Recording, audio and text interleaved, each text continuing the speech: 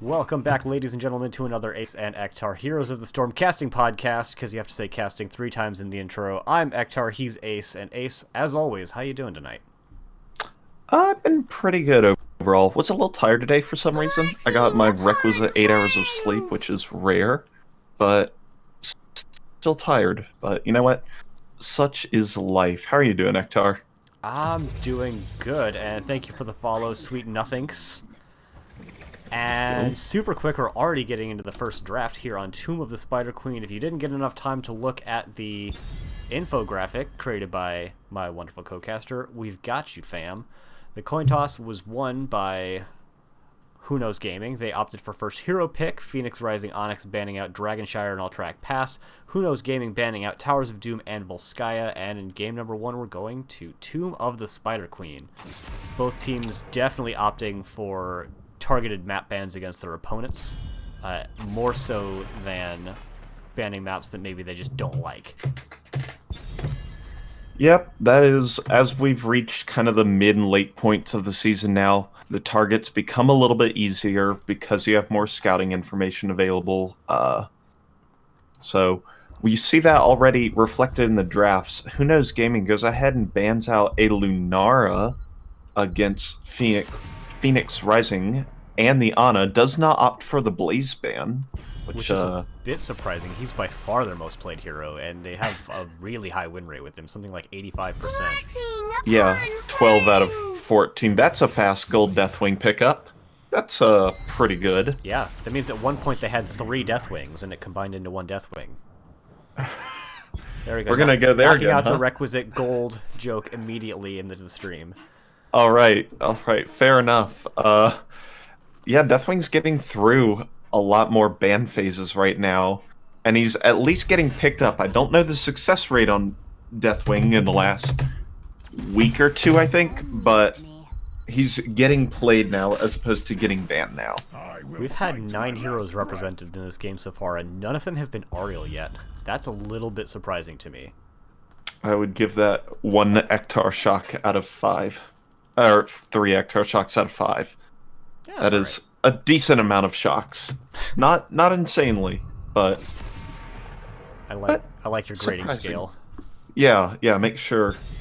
Yeah, We do have the Arthas getting picked up, which is not one of Phoenix Rising Onyx's particularly highly played heroes, but the Blaze has been played in, I think, 14 out of their 21 games.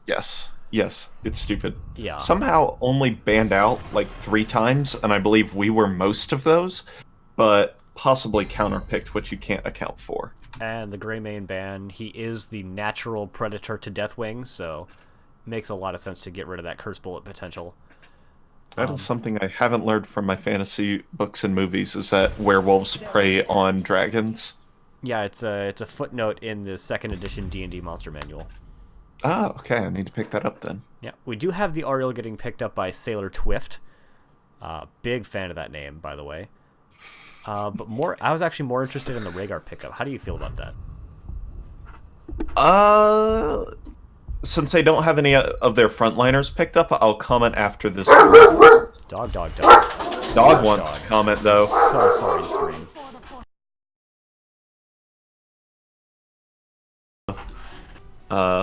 Attacked or just existed in the same universe as the dog. Yeah, sounds like my roommate just got home, and they're not 100% on board with the fact that we have a 3rd person living in the house now. So that happens from time to time, every time he comes home. Here we go again. But getting back into last- things, I like the Sylvanas pickup. It gives them the wave clear that they were kind of missing out on before. And it is one of their relatively comfortable heroes. I think they have 7 games on the Sylvanas. And I really like the Chromie pickup, because what are they going to do to her? Nothing. Absolutely nothing.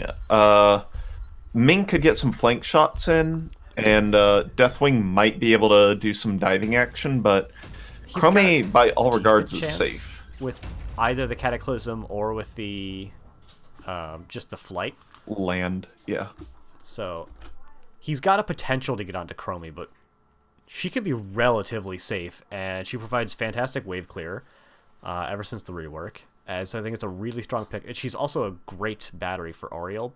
Both their damage dealers really are. And Yeah, with the double beefy front line. It's going to be hard for them to walk into the squishy back line. I like that kind of a lot coming up from Phoenix Rising Onyx. Yeah, we were talking about some Chromie stats today and how myself and Phoenix Rising Onyx are the most played Chromie people in the division. Alright, and we have spawning on the left-hand side in the blue trunks, Phoenix Rising Onyx with Gokwe playing the Chromie, Sailor Twift playing Ariel, Sir Noble playing the Arthas, Kernavas playing Blaze, Karama playing the Vala, and look at those B-steps go. Stats of the Storm, make sure you're picking all that up. And in the red trunks on the right side of the map, we do have Who Knows Gaming. We have Lupus64 on the Deathwing, Wolf on the Garrosh, Mezos on the Li Ming, Crazy Buttes on the Rhaegar, and Shinkaigen on the Sylvanas. I got Shinkaigen. Couldn't get Sylvanas. Let's checking out the level 1 talents. For the most part, looks very standard. We do have the new habits from Blaze, the stacking quest from Arthas and Chromie. Getting a nice little stack right there. We do have the stacking quest from Garrosh. Aetherwalker is one that people definitely go into sometimes, but it's not the standard pickup. Actually, Deathwing gets brought down very low very fast. He'll be able to get in the sky pretty quick and heal himself back up nicely. But he did go into the Molten Blood, which... Oh, actually taking out the Sylvanas very quick there. Really well done from Phoenix Rising. I was thinking the Molten Blood is a little bit less common, but with the recent nerfs to the W talent, maybe that's starting to become more standard. And I'd like to see talents that I don't see as often, so excited. Yep, that I definitely didn't recognize talent, haven't seen it a whole lot. Haven't explored Deathwing's talent tree a whole lot, but nonetheless, we'll see. It seems a little situational, but it keeps his sustain high at high health, so as long as he can preserve those 3 armor plates, he'll be in good shape. So at the moment, we have the standard 1-4 comp coming out from the side of Phoenix Rising Onyx, but we've got a little bit less of that synergy coming out from Who Knows Gaming right now. A lot of that has to do with the fact that they had Deathwing get brought down very low, and we had Shinkaigen getting killed, but looks like they're working their way back into doing it now, opting to have Li Ming in the solo lane against Blaze.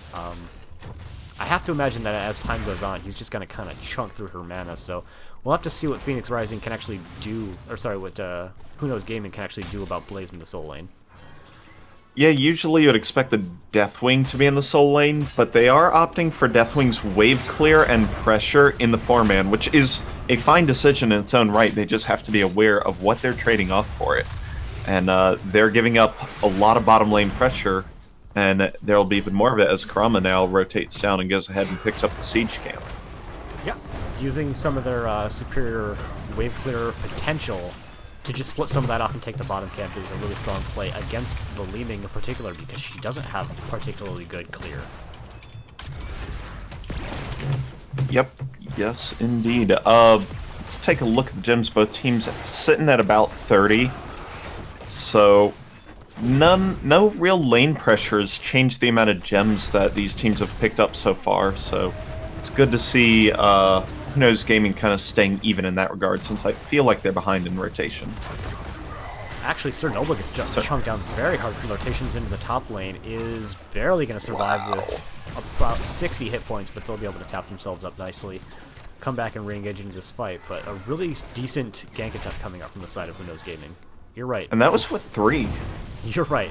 Saying from the side of is definitely something I've picked up from Bahamut. No, from the side of is not Bahamut, it's from the members of, or the members of is Bahamut's thing. From the side of is something I do. Karama actually takes like half a health bar of damage by just walking in the vicinity of Deathwing. That was actually just a lot of damage taken, and there's going to have to be a tap up there. Crazy Beat's actually in a really bad spot and is going to get taken out. The Arthas slow is unrelenting, and the time trap from Chromie is going to allow members of Who Knows Gaming, there you go, to rather Phoenix Rising to body block the Deathwing a little bit, but Deathwing will be able to get out. I really liked the usage of the Enderhall Anomaly giving the extra time traps, really to just provide vision over this entire area the whole time. They didn't even end up popping them for quite a while, but just being able to see the entire turn-in is very strong for Phoenix Rising, as they do get the first turn-in. Looked like it was in the bottom lane from Blaze. Yep. Yep, and with that, It'll be on Who Knows Gaming to make a good defense here. Right now, they're kind of split across the map, not really focusing any one lane in particular, but we'll see how that changes up. Li Ming might have a little bit of trouble down here. She does not have great wave clear and is spec'd into Seeker, Triumvirate, Aether Walk. This is an interesting little build. They are going to get the immediate clear onto the mid Web Weaver, but this does give time for the side of Phoenix Rising to get up into the top lane, really get all the way to the wall before anyone starts to put any damage into it at all. Lupus in the Deathwing Mage form, so that they can try to put out damage a little bit more safely and not have to put themselves in. Going in for the big Cataclysm, seeing if they can get something done. Kernavas just trying to jet propulsion, not beat him in there, and it's like what they say, it's never Lupus. Followed immediately by the Sylvanas kill. We do have Garrosh does get looped and is going to be going down as well. The relatively easy 3-for-0 coming out from the side of Phoenix Rising. Li Ming does get the clear into the bottom lane, but this sees Phoenix Rising Onyx going for the very quick boss play. This is like as early as you can take a boss. I mean, it's just past the 5-minute mark, and they're already on it. And so this is going to be a pre-10 boss, which doesn't do a whole lot, but it is going to basically secure the top fort there, which the Web Weavers could not do, even with the kill pressure that was applied. So, nice bonus pickup that'll help Phoenix Rising down the road. And that's just kind of one of the things that you can get done with Chromie, too. Like, it's safe poke and damage, but she used that temporal loop that she had before anyone else had ults to secure that third kill, and I don't know if they would have gone for a boss on only 2 kills. It'd definitely be a risky play, especially since the kills occurred in the top lane, and that's where all of Who Knows Gaming's remaining teammates were. So they could have Li Ming rotate up, if hypothetically. So yeah, I think that loop really made a difference there. All right, we've got the level 10s now coming in for the rest of Phoenix Rising, and we'll see what they end up picking up there. It is the Resurrect. We've got a bunker drop, which I don't see particularly often. Combustion seems to have become the standard talent after like the 3rd nerf to bunker, and it is Syndragosa, so we get to recreate that climactic scene from Game of Thrones now. Cannot relate, but that's okay, fellow kids. I understand how it works. Wolf is going to pop the Unstoppable and walks right away from an Arthas route, but is going to get looped by Chromie and take absolutely no damage. So, you know, it's a 50-second ult. It's actually up a lot more often than you'd expect, now that it has reduced kill pressure with the Chromie rework. So I think that's it's not unreasonable to just go for loops and have nothing happen. Yeah, we actually see Kernavas kind of 1v2ing the bottom lane and really taking no damage from it. We had Shinkaigan and Lupus both down there, and yeah, they cleared the wave nice and safe, but they were 2v1 and didn't get anything for it, which is a little bit unfortunate. Kernavas does pop that Pyromaniac, tries to step up, doesn't find a whole lot from it. Nice whip, though, coming out on the Wolf. Yeah, it looks like a fight's about to break out here over the bottom turn-ins. Both teams have enough blaze. Gets a nice multi-man jet propulsion. Good Ancestral is going to keep Wolf alive, and that's going to allow Who Knows Gaming to turn this fight in a major way. 2 kills in, Sir Noble becomes a 3rd. Shinkaigan turns it into a 4th, and just like that, basically an entire team wipe, and definitely a gems wipe for Phoenix Rising Onyx, and that is great for Who Knows Gaming as they grab their Web Weaver phase. You know, a lot of people are saying that the nerf to Resurrect wasn't that significant, but I'm pretty sure we saw it there. If it was only a half a second and not a full second, I'm pretty sure Blaze comes back up, and that could very significantly turn the outcome of that fight. Yeah, that's a good thing to go check the VOD, check the replay for, and see genuinely, because people are like, oh, it doesn't matter as a nerf, but it very well could have mattered in that circumstance. So important to go look at that. We did have Deathwing in the air. Does come down in the mid lane so that they can get some pressure in both the mid and the top lane. So we do have the 4-person push and only the 3-man defense. So with that Sylph trait, they're going to push him pretty hard, and it looks like it's very likely that they'll end up taking this fort, even with 3 people on the defense. Ooh, the big throw onto Sailor Twift, and it's followed up by the Warlord's Challenge. Not getting chunked down quite yet and getting a pretty sizable heal onto themselves and Sir Noble. Wolf gets a little bit overextended and chunked down by Gokwe.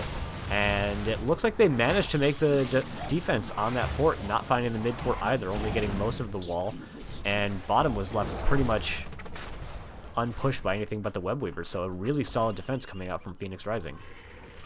Yeah, and you see this a little often with good teams is that they take less damage from opponents' offenses and they deal more damage during offenses. And it's really impressive to watch as apparently math wasn't done and Krinovost did not turn in with the rest of his team. Maybe it was a tactical ward, but nonetheless, Web Weavers turn in for Phoenix Rising Onyx, and they're going to push in Syndragosa available.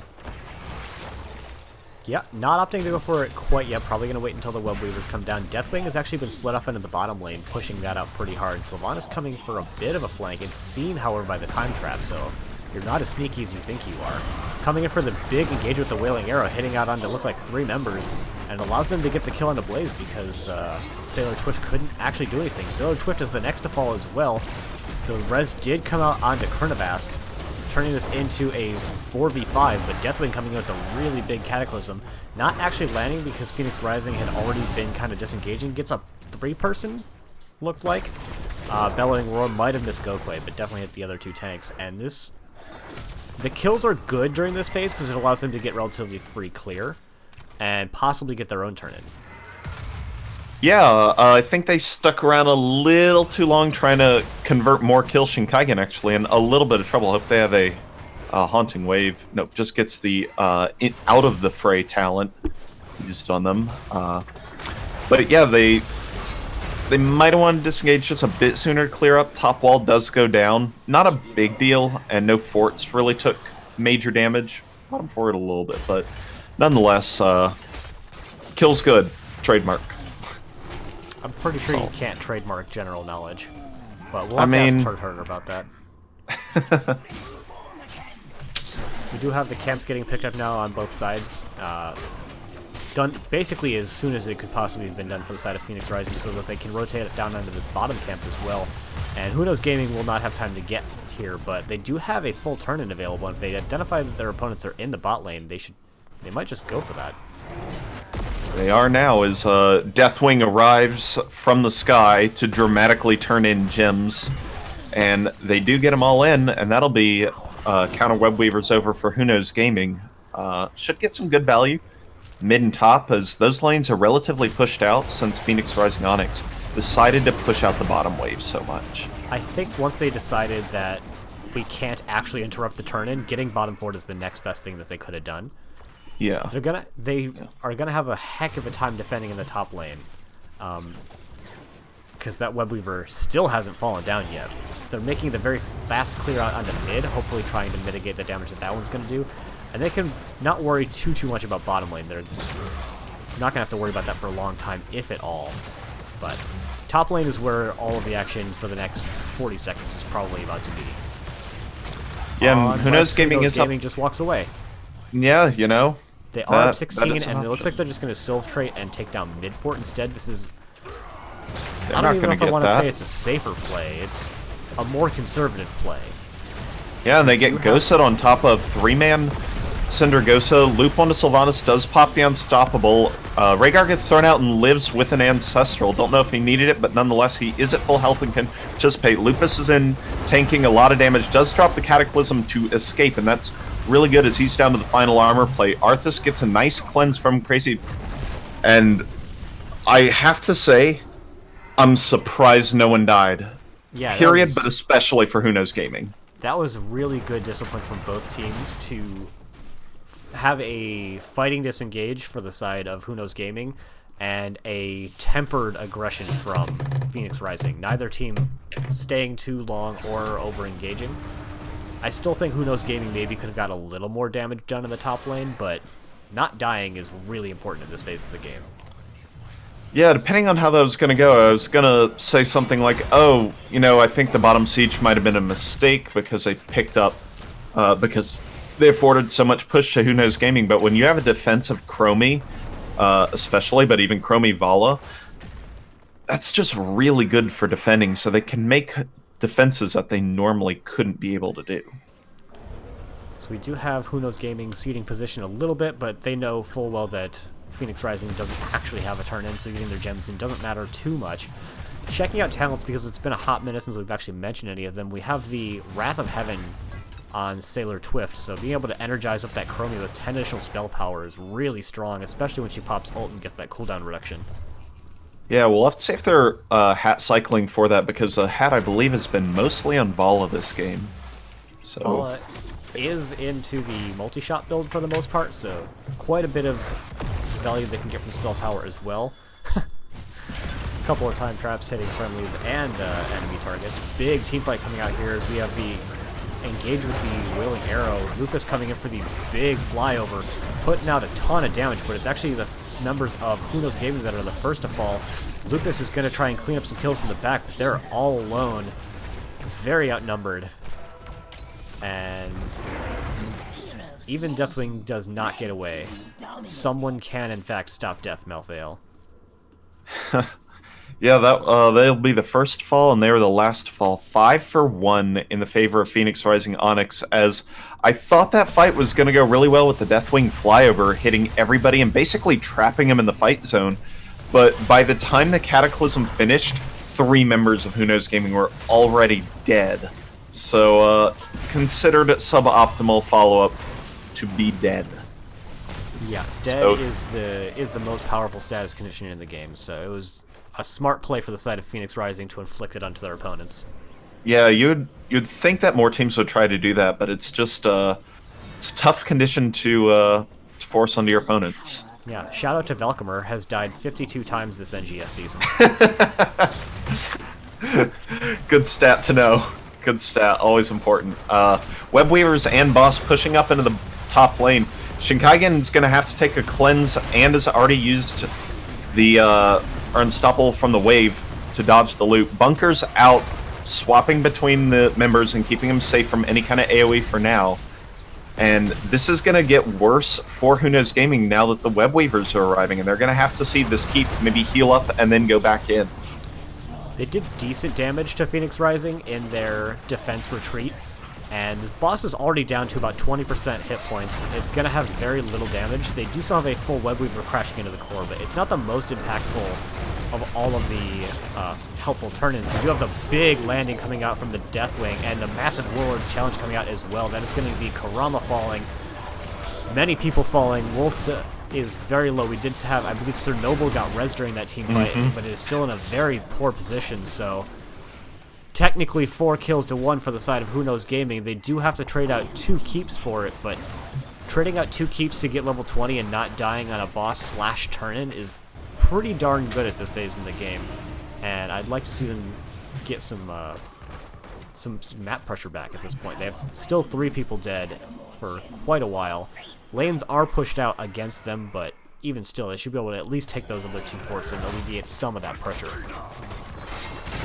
Yep, that was a really well done defense. That Warlord's Challenge was absolutely massive, and I don't believe Garrosh even died with that. I think the Ancestral came out in just enough time, which was fantastic. Deathwing put in an absolute ton of damage, and basically allows Who Knows Gaming to go and pick up a turn in now that they had a little bit of extra time to push out some waves and pick up some of the gems from all the waves that were pushed up to them. They do have enough, even though they were just wiped not a minute ago.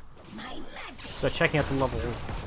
We'll check out the level 20s after this team fight, if there is still time for that. We do have Chronivas dropping the bunker to avoid some of that Molten Breath damage, and that is a very quick fort going down. They're kind of ignoring the bottom lane and the top lane. They are all in on this mid lane damage, seeing if they can get anything done. Just using the web weave in the other 2 lanes purely for staunching the bleeding. They actually might not stop the bleeding in the bottom lane. There are 2 catapults and 2 siege camps, so they're going to have to be aware that the Web Weaver will lose in that lane, and they will have core pressure here within the next 30 seconds or so. You do have Deathwing swapping forms over to Worldbreaker form, I believe. So bad at the names, they should definitely give it a visual. But that's the middle Web Weaver getting cleared up without even actually getting the full wall. Look, they might have a Syndra Ghost engage here. There it goes. Not actually landing onto very many people, and yeah, it is not the upgraded one, it's the movement speed, actually, I believe it is. Yep. Depth advance. We do have the engagement coming out, the counter-engage attempt coming with Sylvanas with the Wailing Arrow. the big flyover is going to secure the next kill, and that is the Ming set starting to come in a big fashion, and Sailor Twift can't actually get in range for any of those Resurrects and gets slowed down by Deathwing, does get the follow-on stun, and that is going to be 3-for-1 kills in the favor of Who Knows Gaming, but they have core pressure still. We do have Sylvanas backing up to deal with that, but they've taken more than 50% of their core already. That is a lot of damage on their back in core. with that Resurrect, and looks like they might just end up giving away a kill and an ultimate for that, unfortunately for them. Yeah, for some reason it still says it's up for me on my little Aliab's view, which is kind of weird. Yeah, I'm but seeing the same thing. In fact, when I check talents, tab shows it as well, which is a little bit strange. Resurrect is definitely down. Deathwing finishing off the kill in the bottom lane on that fort will alleviate 1/3 of the pressure coming at them through the bottom lane, but that's still a large amount of pressure. Look at this. Who Knows Gaming has had, I believe, either the same amount of turn-ins and more kills, or even one more turn-in. But look at the effect of the Chromie defense, especially. The keeps heavily in favor of Phoenix Rising Onyx. Every time that Who Knows Gaming tries to push in, they just keep getting stalled out because they can't kill buildings and can't push onto any targets anytime soon. 2 more catapults now on the core of Who Knows Gaming, and I don't... They might get cleaned up. Yeah, they'll get cleaned up, but nonetheless, it's still constant pressure. That's actually really smart usage of the Skyfall. Actually dropping to make sure they get the clear on that as well. So a long time before Deathwing will be able to take flight and engage with the rest of his teammates. I don't think that's going to be abused too heavily from the side of Phoenix Rising, but it's definitely something that they can keep in mind. And we do see them positioning around boss, knowing that Deathwing actually just landed in the bot lane, can't really engage, but actually checking just to make sure that their opponents weren't doing it. A reasonable thing to make sure your opponents are not doing, even if they are down a little bit. But it looks like these team fights are starting to go in the favor of Who Knows Gaming. We'll see how this one goes. Wolf takes a lot of damage early and forces a bunker drop as the only ultimate so far. So, small ultimate advantage for Who Knows Gaming, and they're going to try and make a play off of that. Good time trap from Chromie, though, is going to at least give pause to their plans.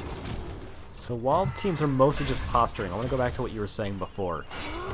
One thing that's been doing really well for Phoenix Rising is they've just kept tempo this entire game. They got the turn-in first, their opponents had to respond. They got, the same number of turn-ins, but Phoenix Rising have been getting turn-ins that get them an advantage.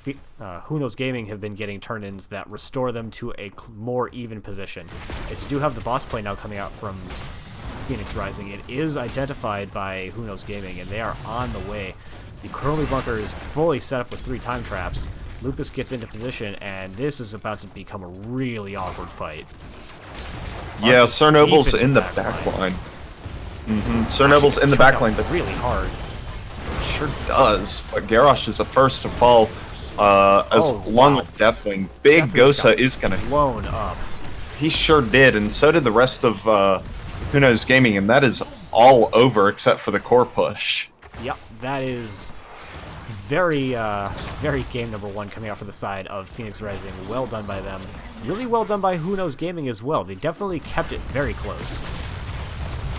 Yeah, I think that boss play... Ooh, hold on, we've seen this script before. We've seen this script before. Mesos is popping off, jumps back into the core, has already picked up 4 kills, is trying to go for the 5th, does not get enough. Resurrect is a good ability because it literally won them the game right there.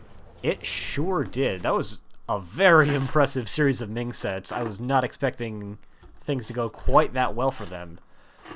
But that is still game number 1 going out in favor of Phoenix Rising Onyx. Actually winning down 4 kills overall in that game, but just so much macro pressure coming out from them. To be fair, 5 deaths were on the core push. So, yes, but also no.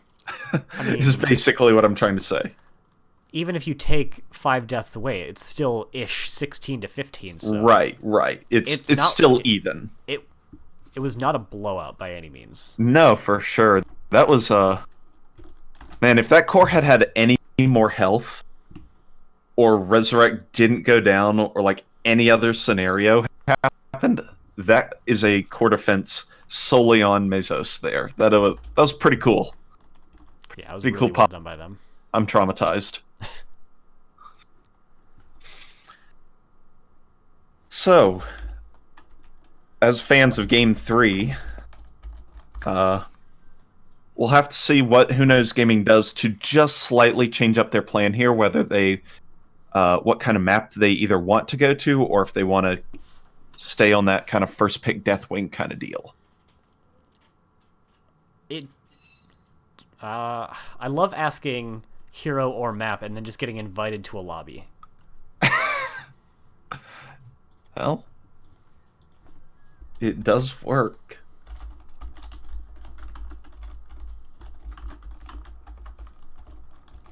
We are on Infernal Shrines.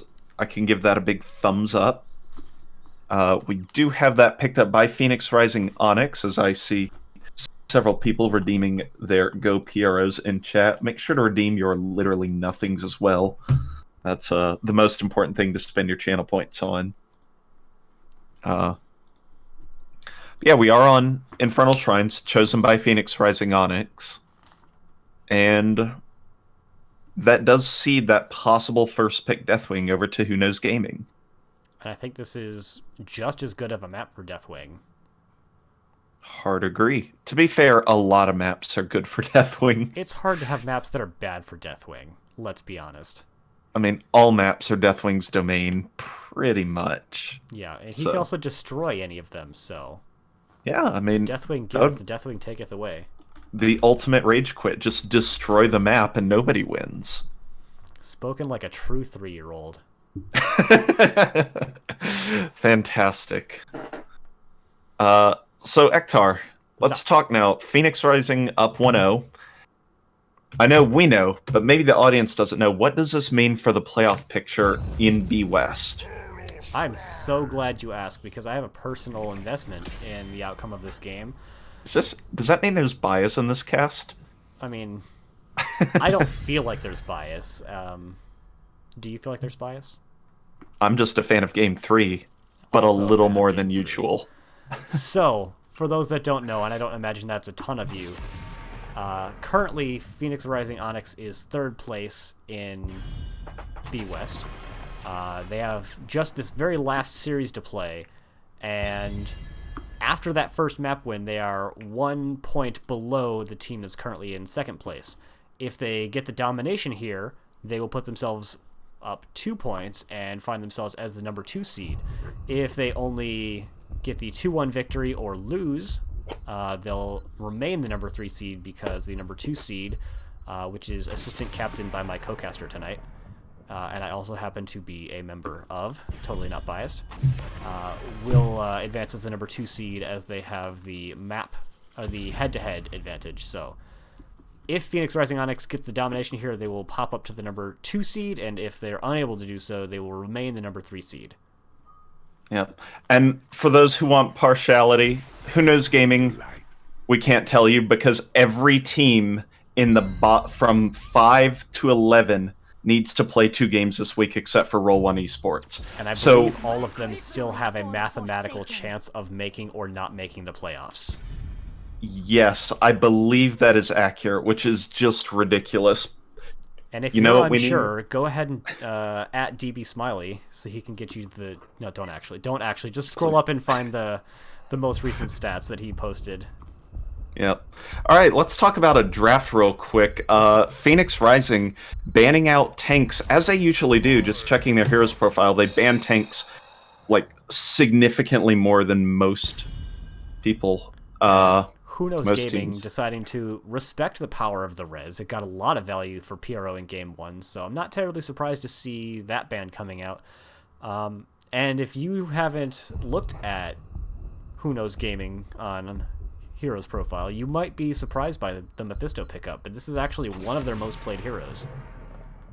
Yeah, I believe we took him out of the equation when we had to play, because they just play a good Mephisto, and it's kind of scary, so I'd rather not see it. But also, I don't yeah. normally like Mephisto, but I think if you're going to play Mephisto, you do it on Infernal Shrines. Yeah, I totally agree. This is a circle objective with a circle to big ring to put the enemies in seems pretty good. Also important is the Blaze pickup as a kind of third ban for Who Knows Gaming, as they've taken it away from Krinovost, which I think is a good strategy.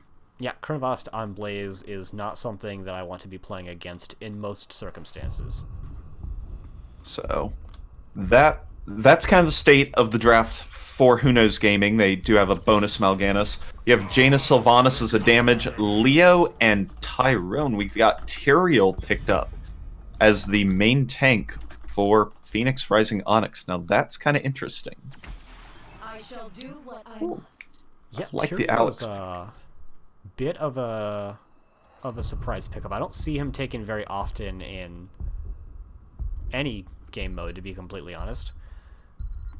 I do like the Alexstrasza pickup for their opponents, though. There's only one hero on the opponent's side that punishes circles, which, admittedly, Jaina punishes circles really hard, but Blizzard's a long cooldown, so as long as you play around that, they can get a lot of value. And Samuro is always interesting pickup. Someone at BMetaho, let them know that that's going down right now.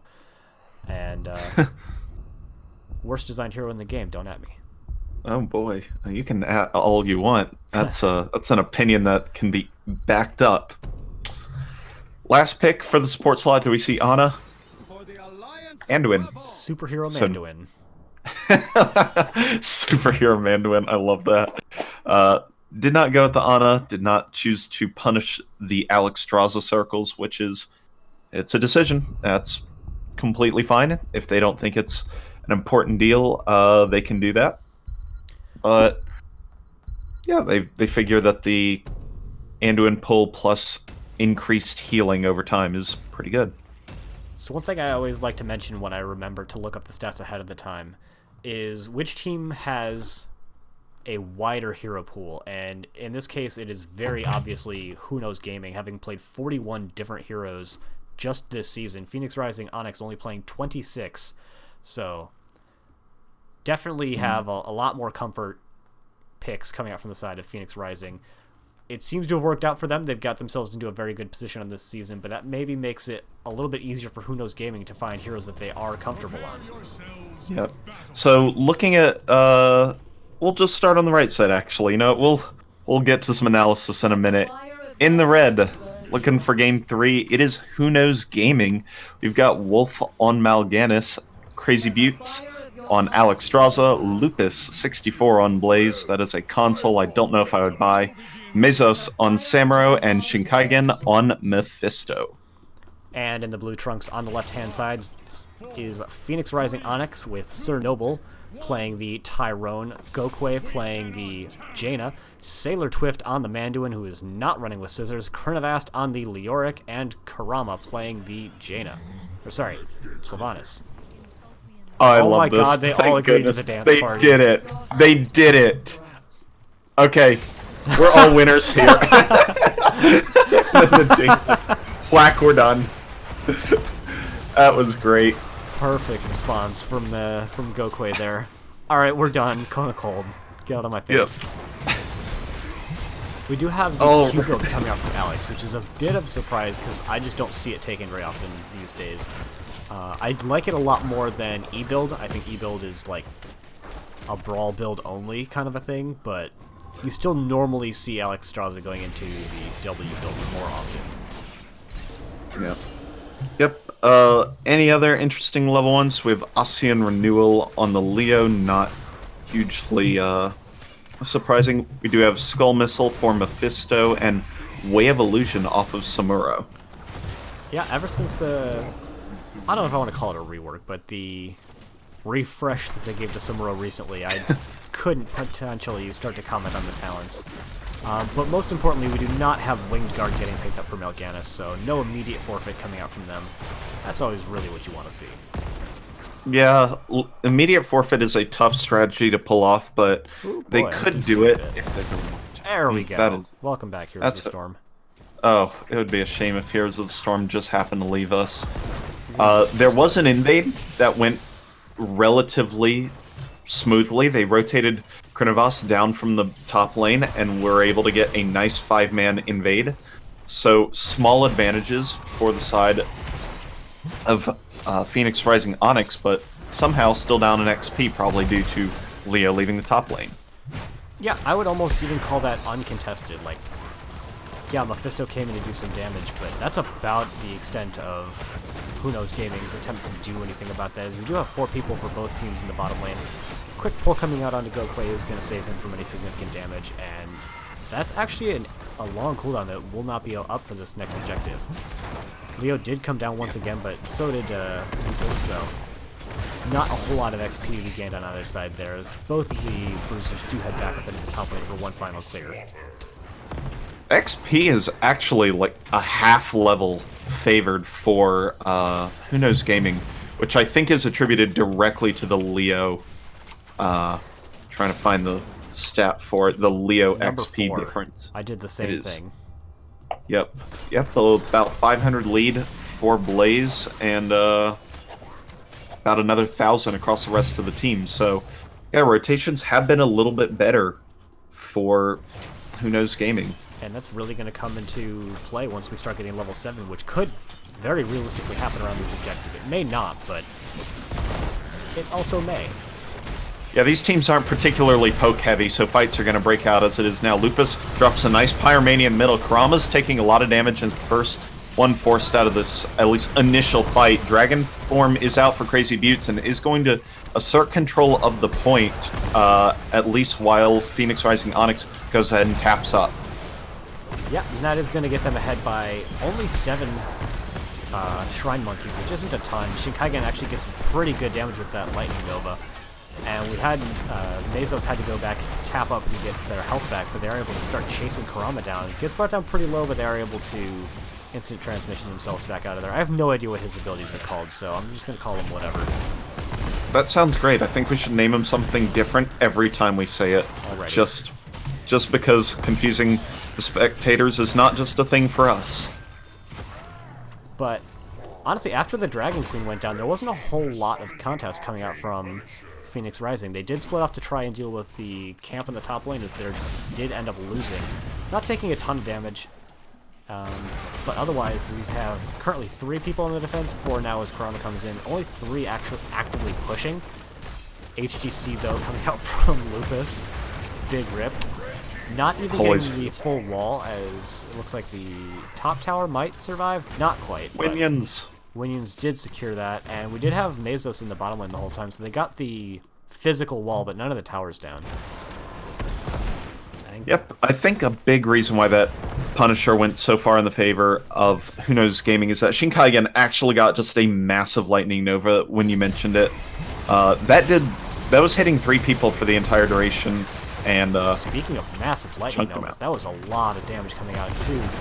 The Blizzard is going to hit onto Shinkaigen, who blunked themselves into position for it, so taking a lot of damage. Unfortunately, they're going to be the first to fall in this team fight. We have both Bruisers rushing down to the bottom lane to try and tip the fight in their team's favor, but Lucas actually deciding this battle is lost. I'm just going to try and keep us ahead with XP if we can't actually fight for this camp. And that is a shrewd decision that I think is actually going to pay out for them in the long term.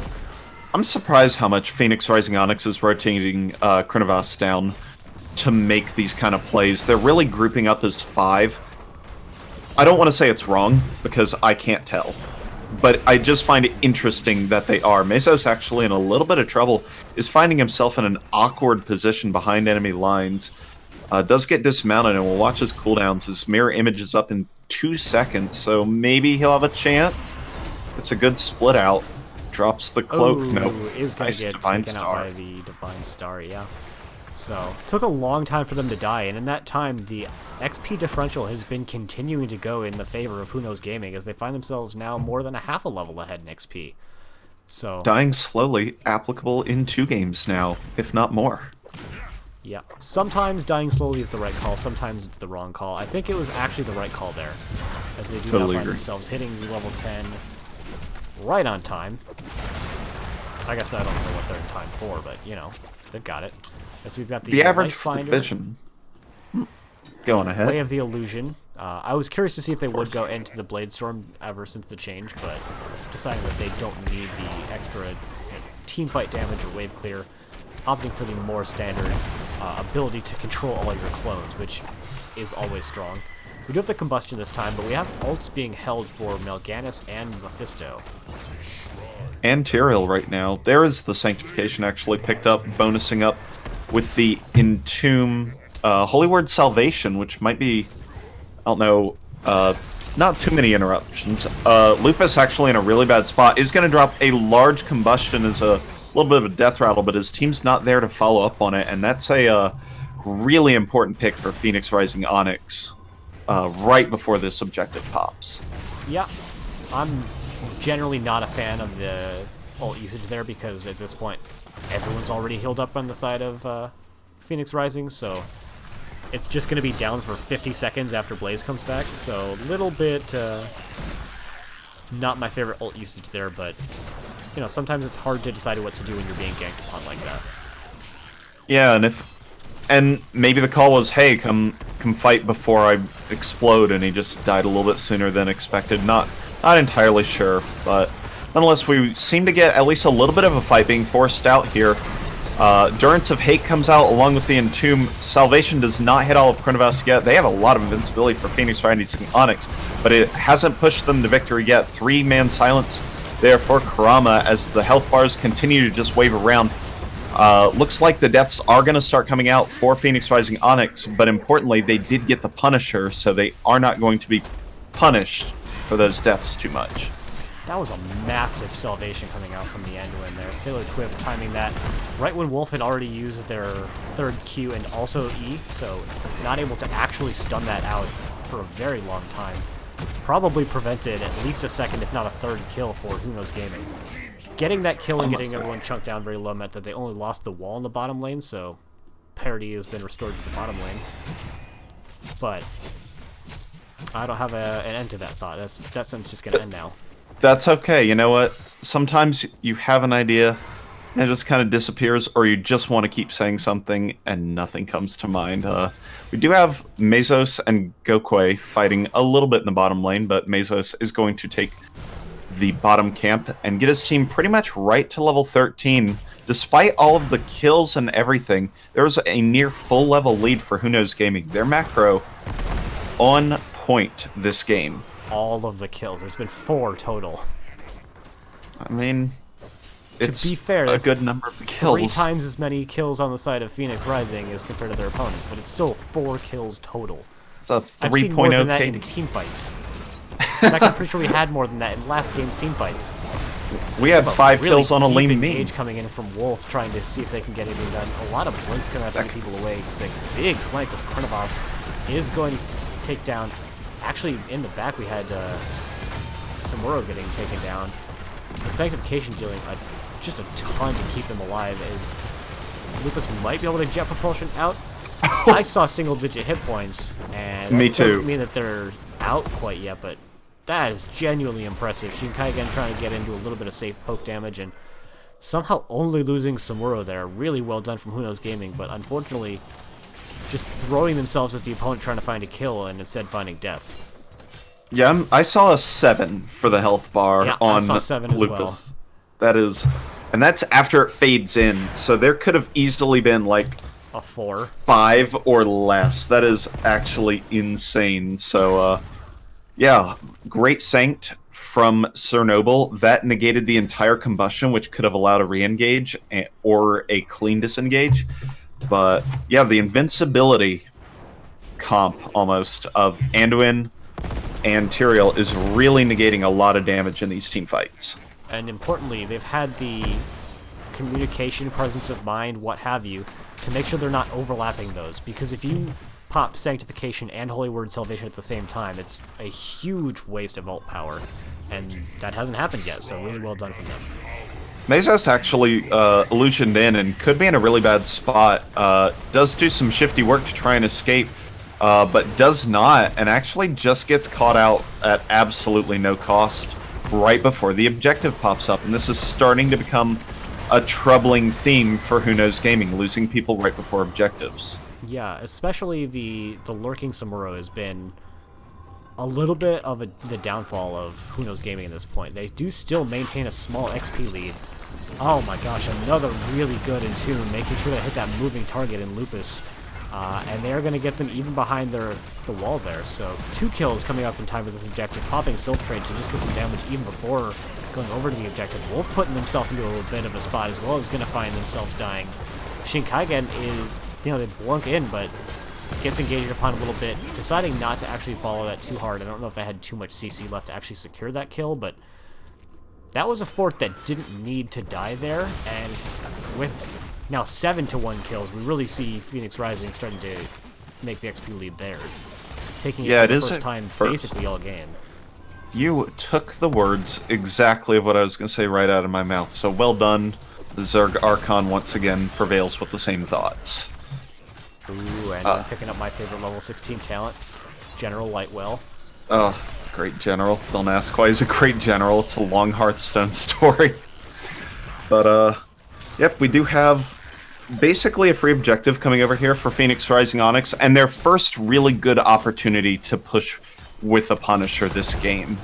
So we'll have to see what they get done. They do have the Sylve trait available, and it's going to be a little bit scary if Who Knows Gaming continues to be a little bit, I don't want to say like unwary. Oh, nice use. Well, kind of nice use, but they've got to be careful about the Intunes, which they were there. A little bit of a whiff coming out there. Well done, actually, for Who Knows Gaming to go out and try to push top lane out a little bit, get into mid and bottom lane, take those camps.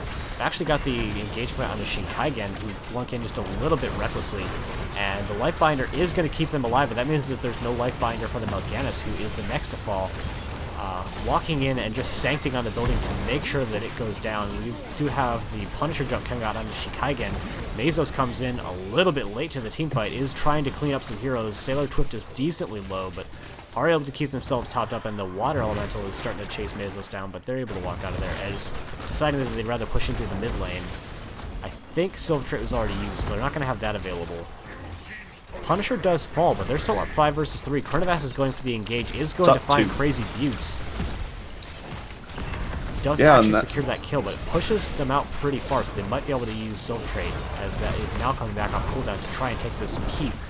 And it looks like they decided that they can't quite do it. The re-engage from Lupus is maybe scary, but with the Yoink coming out from Anduin, that is going to keep everyone nice and safe, and no keeps falling, but general map pressure is starting to go strongly in favor of Phoenix Rising.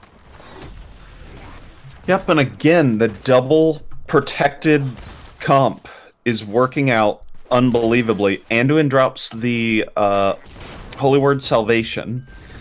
Mephisto launches in the Durance as a follow-up, which is a good follow-up, then blinks on top of it, and Tyrael drops the Sanctification, negating Mephisto's entire set of damage, which was going to hit 4 heroes, and prevent him from get that cooldown reduction, which led to him getting killed. So, like, what can you say? It's working out incredibly well for him right now. And Who Knows Gaming is going to have to find something to do against that, whether it's wait for 20 and get Silencing Durance or something else. We do have, looks like an engage coming out on a Shinkaigen. Chronivas reducing that damage a lot. Big silence coming out. Not actually getting anyone killed. The combustion did come out, but all of that damage got prevented, and that is going to be Mephisto is the first to fall. With the follow-on Sanctification preventing all the damage that Wolf was going to do with the Carrion Swarm, Kurama does end up falling, and that is really good for Who Knows Gaming, but I don't know how much more they'll be able to get off of this, as they are still fighting a 4 versus 4. Big stun coming out from Lucas, damage coming out on the Sailor Twift. A little bit of that shielding coming out from the Tyrael to keep them alive, and it looks like there's just a little bit too much sustain for Phoenix Rising at this point. Yeah, with Anduin and the Lightwell and everything else, it is too much for only a single Samura to take down when they're so clumped up like that. And Who Knows Gaming, while making the defense, did trade a somewhat unnecessary kill in and probably still end up losing the fort and mid-keep. Or not. No mid-keep. No mid-keep. But yes, bottom fort. Yes, bottom fort. Although bottom fort or mid-keep could take like an aggressive sneeze and fall over. So yeah, so I think part of the reason that team fights have really started to go in favor of Phoenix Rising is, again, they've had that increased sustain. We've got, Tyrael with the shielding. You know that ability because I've never played Tyrael in my life.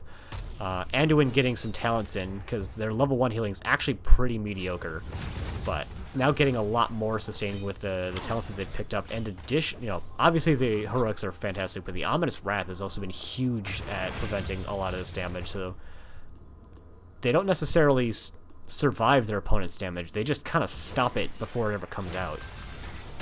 Yeah, I mean, you see it every time abilities go out. The health bars really just don't get traded out whatsoever, and this is a really cool comp coming out from Phoenix Rising Onyx. I actually really like this and how they're playing it. I think it could suffer against a poke composition, but Correct. that's not at all what we're seeing. They really have to engage off of, the stun tank engage with the follow-up Durance, and Samuro goes in and he tries to get kills, and he's usually pretty good at that, but his damage is getting cut, his damage is getting stopped, and then his damage is getting stopped and healed.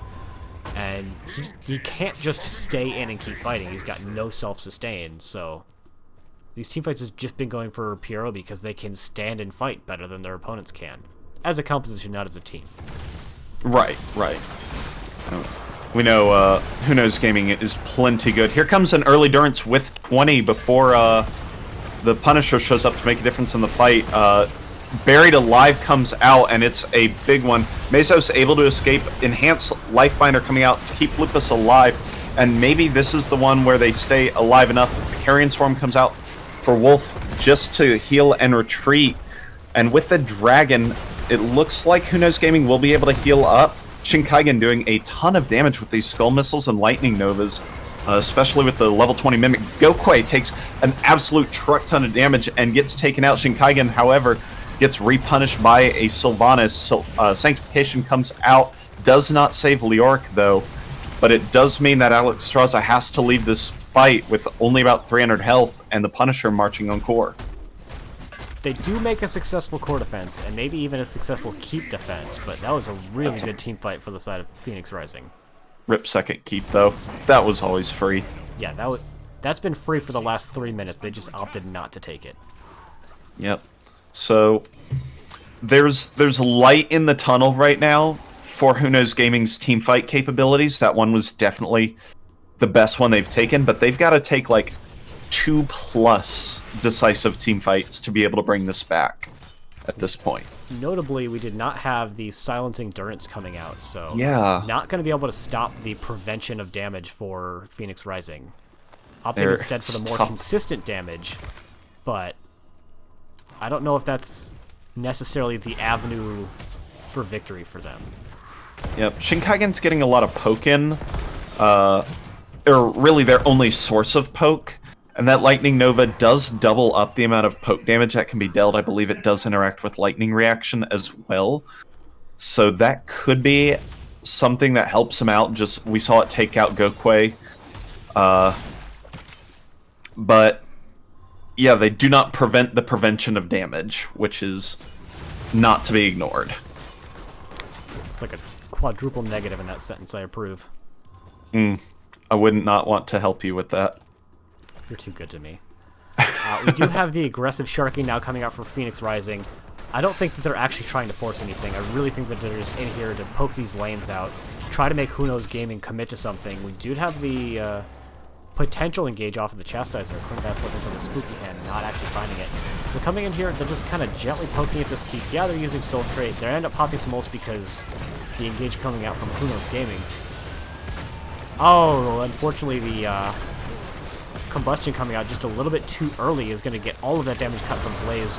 We did have Crazy Beast dropping out into the Dragon, trying to keep Mesos alive as they go down very low. Wolf just barely doesn't get the Carrion Swarm in time. That is the 2-for-0 so far. Chronivast dropping all of the movement speed and damage, and that is easily going to be the second keep going down, if not the game. It's going to be a rough hold coming out for Who Knows Gaming if they're able to make it at all.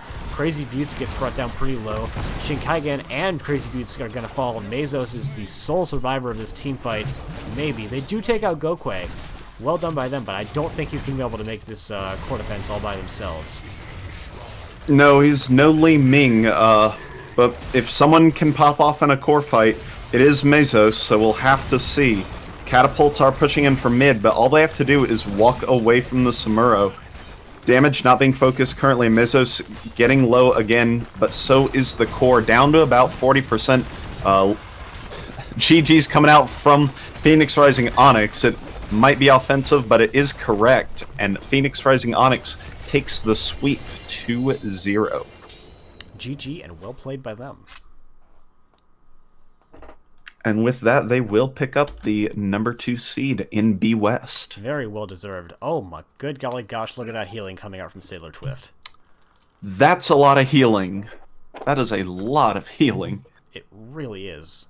I mean, that's all of Mephisto's damage and most of Samura's damage combined, and then you're left with not a whole lot else. That Blaze is actually beating stupid. Samuro in damage, doing a ton with that combustion and just kind of standing in there menacingly, but just not able to overcome the sustain on the side of Phoenix Rising. Yeah, and big plays all around. I want to really combo out Chernobyl and Sailor Twift. I know we mentioned it multiple times through that whole game, but that 1-2 combo of protected into invulnerable made that game work for the first 19 levels of this game. First 19 levels. And then they were just too far ahead to really lose, and ended up still getting some value out of it, but definitely MVP of those early fights. All right, and it looks like we've got a couple of people over in Lobby 2 for a post-game interview, so we're going to hop over there. We'll be right back. Times to make it happen, but, you know, it was... Yeah, a little bit. Congratulations, Captain and AC. Thank you. Thanks. And especially congrats on securing the number 2 seed in Division B West. Yeah, that's nice, actually. Yeah, very much so. Very well deserved as well. You guys played a fantastic series tonight. Don't mind my inting, though. Yeah. We does that. never mind anybody else's inting. Oh, fair enough. How modest. My call out is I'm going to feed for stacks at the start of the game, and then I go walk in, feed, get no stacks, and then they go, all right, that's how it works. That's a strange implication considering solid all of your plan. stacking heroes get banned out these days. Feels bad, man. Hey, I got to stack convection somehow. That's I fair. like it. So, after having lost the coin toss and lost first pick, you had map pick, and you guys went to Tomb of the Spider Queen. Is that just a comfort pick for you guys, or are you trying to anti-pick your opponents who didn't play a lot on Tomb at all? So, for the most part, Tomb is somehow one of our really solid maps tonight. I don't think that showed. I think it's one of our better maps. It used to be one of our worst. So this is actually pretty good. Yeah, I think we're actually having a pretty rough start to that game, but then we're able to come on in the late game. Once we hit Pierce with Chromie and Manicore on Vala, the game definitely took a turn in our favor, I think. Yeah, Chromie did a ton of work in that game, just chunking out a lot of damage. Like, There's nothing wrong with eating sand at people. Dale Gribble would agree. No. I'm having a hard time remembering important things that happened in Game 1. Ace, can you help me out? Yeah, what were the comms on the core? Because that went from I said in the cast, I said it's all over except for the core push, and Li Ming pops off, kills 5, and the resurrect allows the win. What was that like? So that was actually pretty. We didn't think we lost at half because we had the stat. Are you talking about the kill on? Are you talking the core push? You talking the bottom turn in? I think the very I end was of the talking game where the very end. you were up like 4 to Li Ming, and Li Ming gets 4 kills. Yeah. The resurrect kill. I mean, we were still pretty confident that we were going to win with the set. I'd say about 50 health. And just, it's possible we could have lost. Very possible, but I think with how it played out, that Li Ming popping off was really disgusting, though. Very disgusting. Indeed. And so you ended up letting Deathwing go through, I think, in both games. What do you think of Deathwing as a hero after the most recent round of nerfs? We don't care for him. Yeah, we thought he was bad to begin with, and now Yeah. they nerfed him more, so he's even worse. People kind of like panic when they see a Deathwing. We've just kind of gotten to the point where it's just kind of annoying to see a Deathwing. So we let it through because we're not afraid of it, but at the same time, I mean, why not? It provides absolutely nothing, in my I mean, it opinion. is a hero, so I mean- that's something. There is a body. You do have me there.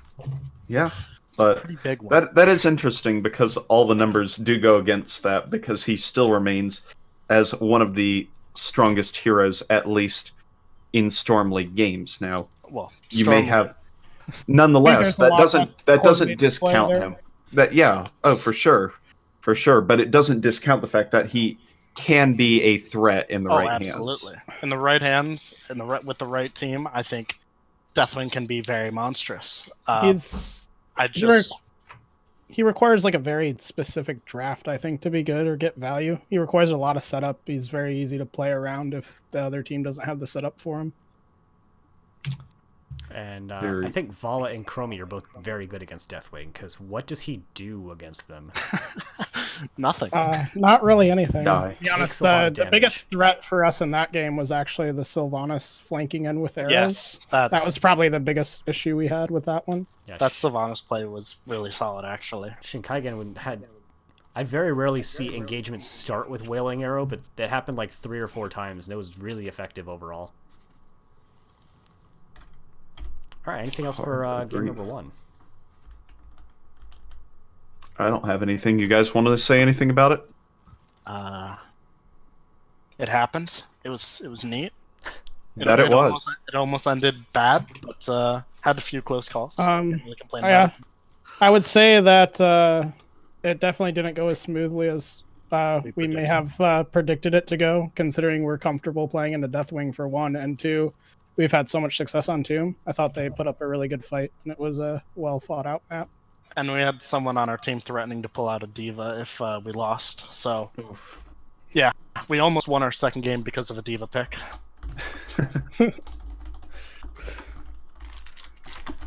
All right, and then game number 2, they opted for first pick, so you go to Shrines, which is just a map that everybody plays on, Yeah. and you bust out the Protected by the Way plus, as I called the Invincibility comp. Yeah, we That had seemed to work pretty well. we think played we- that. We played it on Volskaya. Yes, And, we had yes. a Blaze with that comp. Very sad that Lupus decided to take our Blaze. We don't like the character, and people should not ban it, and I stand by that. But Yeah, just as soon as you kick Kernavast off the team, I'm sure that'll start happening. don't Well, worry. He doesn't even that's- like playing it, so he doesn't. Our rule of thumb is if Blaze is up, he takes it. I mean, it just provides way too much for us to get rid of it, in our opinion. Yeah. And in we that saw last in a game, big that way. yeah, in our last game, Lupus played an amazing Blaze, in my opinion. And I don't agree with the combustion, by the way. It's an ult that can get a lot of value, but if your whole team is protected by the way when it goes off, it doesn't actually Yeah. like do anything.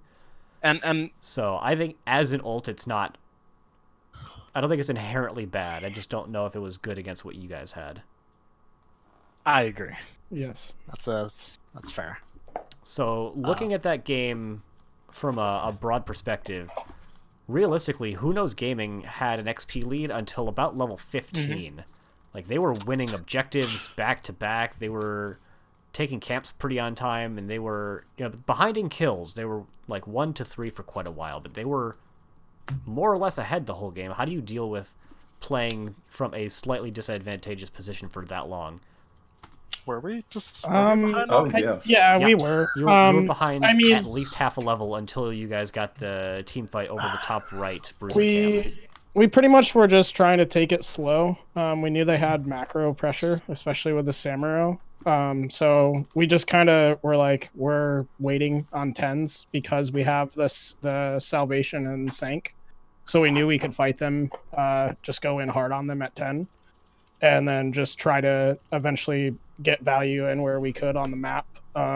We were struggling with that in the early game because of their clear. So it was like we would get the kills and then not be able to really push up very effectively. So we were trying to counter by taking camps of our own, just trying to keep the game close, and we knew that if we could get to late game that we would be in a better position there because of our ults being able to pretty much just shut down and counter any of their ults by double protect essentially or whatnot. I will say this though, that I definitely feel like we should have banned the Mal'Ganis over the ETC. Looking back on it, Yeah, like that, the Mal'Ganis play really. I mean, it for me, one. I was just constantly shouting when I was throwing out arrow because I was anticipating the Mal'Ganis ult, and I was just like trying to silence it every time so we could secure the kill. Be thankful you guys have ears. We didn't.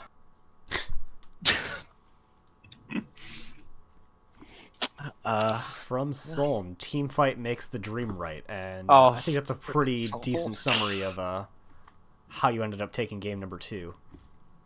Yeah, I'd say so. We're not really big with macro. We pretty much stomp with micro or we lose. It's pretty much that. Alrighty, Ace, any more thoughts on the series? On the series, nope. Just good play all around. Do you have some questions going towards the first round of playoffs? Yeah. Now looking past that, you guys got a match ahead. The bottom half of the bracket is completely in turmoil as far as there are still 2, 4, 6, 7 games to be played, 6 more in the next 4 or 5 days. Are there any teams that are kind of in that range, just out of the top 4, that you're maybe hoping don't slide into that 7th spot or something like that? Who is 7th right now? That would be Roll 1. It's Roll 1 currently. If I had to say anything, I would prefer. I hope this doesn't come off as wrong, but I would personally prefer to fight anyone other than Who Knows after that. Yeah. So like I'm open to Spooky Ghosts. I'm open to Feigned Competence coming out of nowhere. I'm open to Roll 1. It's always fun to have to earn your honor back. As of yesterday, it looks like Roll 1 are the most likely to clinch that number 7 spot. But basically any of the teams from Who Knows Gaming to Feigned Competence still have a shot at it. Yeah. So. And, cool. So the question must be asked, if you do make it to the Coastal Finals, what are you going to do to topple the undefeatable Titans that are You Are Not Alone? Roll over and die. Yeah. Good call. No. That's our strategy also. Oh, God. Did It's you guys look in the book as winner well? dog strategy. I think the biggest thing in that is just our mindset. When we played them in our first series, we went into that off of some rough Storm League games and we're already in kind of a tilted mood, and then kind of went into it already like counting it as a loss from the very start. I mean, it didn't help that I was I was saying it was a loss like 2 weeks in advance. I mean, we pretty much went into it. Pretty much went into it counting ourselves out, and then our play directly reflected that. Like it was like, I mean, it might as well have been like they were playing against AI because we weren't in it. We weren't in it to play. We weren't in it to win. We had just counted ourselves out, and it was just like going through the motions. So I think if we go into a series with them with the actual mindset that we have a shot at it and give it our best, then we might have a shot. So. I like it. I like that. I have one more thing that I just have to commend both sides on. Nice dance party. Really well done. Nobody broke the truce. We saw one dance party, and then immediately somebody was just obliterated in mid lane.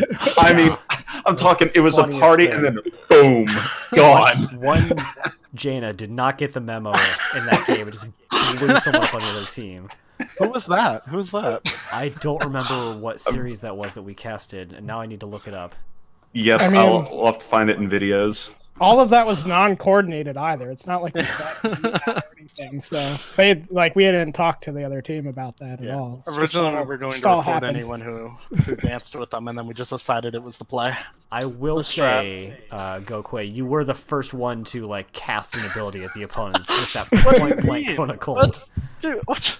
Okay, I think you're misunderstanding. It was my staff. It's got the soul of an elemental in it. You know how it is. See, he meant to hit the Y button, but his finger Yeah. got messed up, and he hit E. You know, they're really close on the keyboard. I was Yeah, actually a little that's sad fair. because my dance ended early, and I was trying to dance again. I realized I was auto-attacking, and I just kind of went in on him.